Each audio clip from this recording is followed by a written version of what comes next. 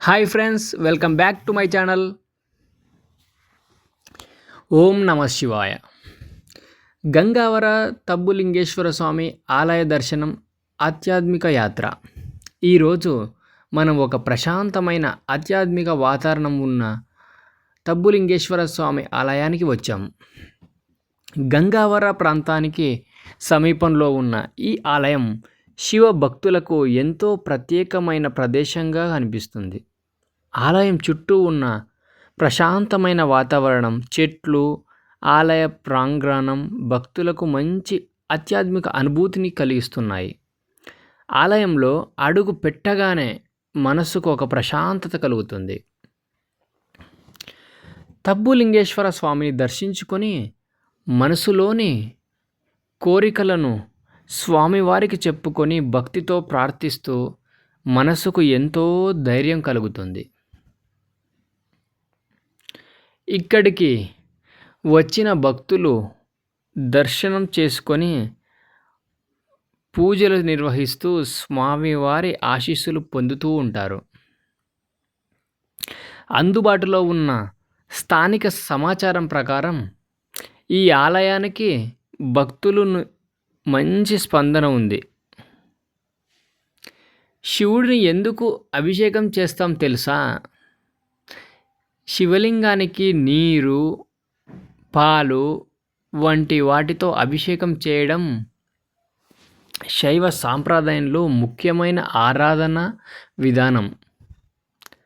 భక్తులు అభిషేకం ద్వారా స్వామివారిని భక్తిలో ఆరాధిస్తారు. ఈ ఆలయానికి మీరు వచ్చినప్పుడు కొద్దిసేపు ప్రశాంతంగా కూర్చొని స్వామివారిని దర్శించుకుంటే ఆ ఆధ్యాత్మిక అనుభూతి మీకే తెలుస్తుంది.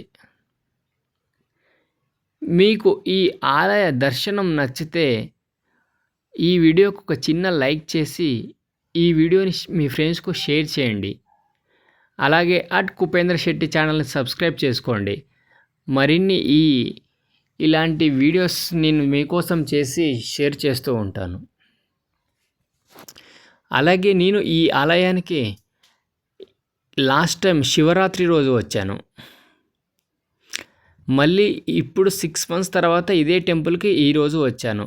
ఎందుకంటే శివరాత్రి రోజు వచ్చినప్పుడు చాలామంది భక్తులు ఇక్కడ ఉండి మంచిగా దర్శనం చేసుకొని ఆ రోజు నేను ఒక కోరిక కోరుకున్నాను.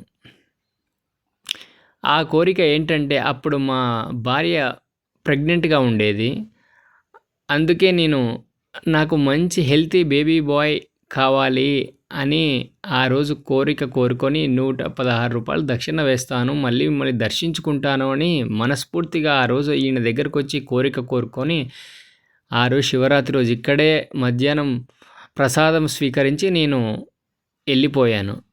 తర్వాత మే 4వ తారీఖు నాకు పండుంటి కన్నయ్య పుట్టాడు. నాకు మంచిగా బుద్ధిగా క్యూట్గా ఉన్నాడు ఇప్పుడు మా బేబీ బాయ్. అందుకే నాకు మళ్ళీ నా కోరిక తీర్చుకోవాలని ఈరోజు ఆగస్టు 9వ తారీఖు 2026 ఈ గుడికి వచ్చి మనస్ఫూర్తిగా ఈ దేవుణ్ణి దర్శించుకొని నా మొక్కుని ఇలా తీర్చుకుంటున్నాను ఈరోజు.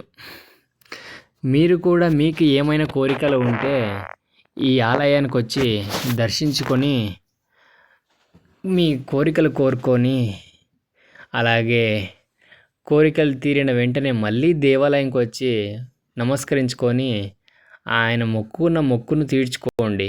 అప్పుడు మీకు తెలుస్తుంది.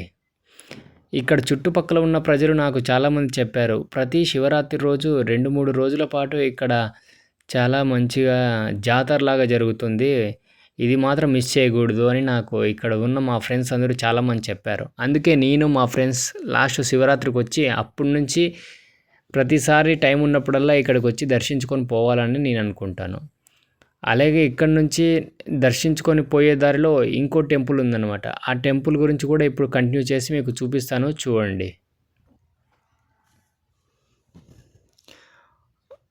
ఇప్పుడు మనం గంగావరం నుంచి వెళ్ళే దారిలో ఇంకో గుడి కూడా ఉంది. ఆ గుడి గురించి మీకు ఎక్స్ప్లెయిన్ చేస్తూ చూడండి. ఆ గుడి చూసినప్పుడే నాకంటూ చాలా సంతోషం అయిపోయింది. ఎందుకంటే వెళ్ళే దారిలోనే చాలా బాగా ఉంది గుడి వచ్చేసి. చూడండి ఇదే గుడిని అది. రోడ్డు దగ్గరే ఉందన్నమాట. మీరు ఎప్పుడైనా కావాలంటే చూడొచ్చు ఇక్కడ.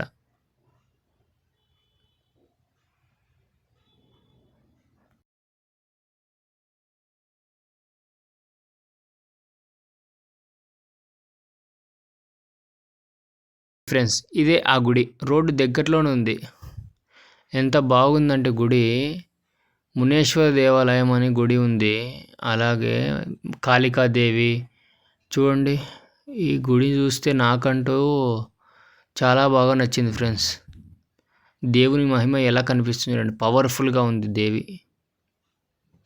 అందుకే ఈ రోడ్డు దగ్గర వెళ్ళేటప్పుడు వాళ్ళ దగ్గరకు వచ్చి అడిగితే 4.5 years అయింది ఈ గుడి ఇక్కడ కట్టేసి, ప్రతి మంగళవారం, ఆదివారం, గురువారం పూజలు చేస్తూ ఉంటారు అని చెప్పారు. ఈరోజు అక్కడ ఇంకా పూజ చేయలేదన్నారు. అందుకే నేను ఒక వీడియో షూట్ చూసి మీకు షేర్ చేద్దామని అంతా కూడా నీట్గా వీడియో తీశాను చూడండి మీకోసం. లోపల దేవాలయం కూడా చాలా మంచిగా కట్టారు. చూడటానికి దేవి అలంకరణ చాలా బాగా చేశారు. ప్రశాంతమైన వాతావరణం ఉంది ఫ్రెండ్స్. అంతా కూడా చూడటానికి మంచిగా ఉంది.